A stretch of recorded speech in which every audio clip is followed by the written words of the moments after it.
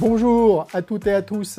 Nous sommes aujourd'hui avec Kurt Wood. Première question, vous m'avez parlé d'un département qui s'est mis en place il y a 2 ans, qui est le département Feel Good. Est-ce qu'on peut zoomer quelques instants sur justement l'engagement handicap dans le cadre du département Feel Good? C'est vrai, ça fait 2 ans qu'on a visualisé au sein de Rennes School of Business notre, on peut dire business unit, mais aussi c'est une initiative stratégique sur tout le campus qui s'appelle Feel Good. Et Feel Good, ça englobe un certain nombre d'initiatives. Aussi, on a un aspect qui est vraiment focalisé sur l'inclusion, la diversité, dont le handicap, qui est vraiment les projets pour améliorer et de sensibiliser notre communauté. On a plusieurs employés qui sont dédiés. L'objectif, c'est de non seulement admettre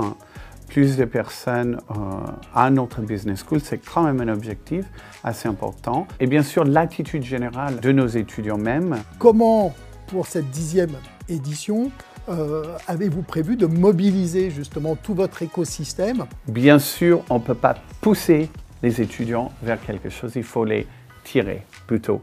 Donc on est dans ce dispositif-là, on espère que ça vient d'eux.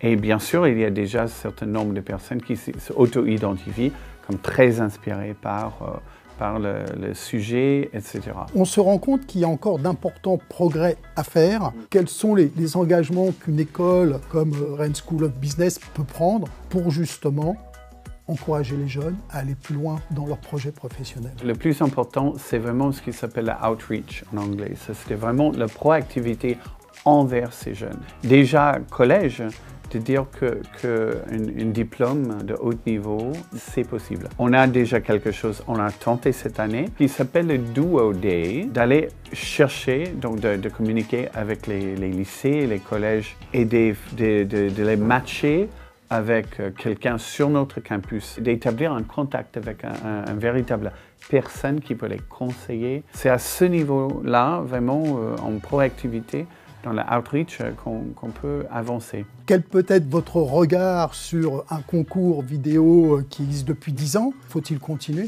Bien sûr, c'est important parce que c'est nécessaire. Quoi qu'il arrive, quelqu'un dans une situation de handicap, ils sont obligés de mettre, comme tous nos candidats, le meilleur d'eux-mêmes. Et c'est ça ce qu'on recherche. Et ce tremplin, c'est juste un autre support, on peut dire, qui les aide à se valoriser correctement. On va voir le plus grand nombre de personnes traverser la ligne de finish line ensemble avec un grand succès. Donc on est plus dans ce dispositif-là. Donc on soutient bien sûr le tremplin.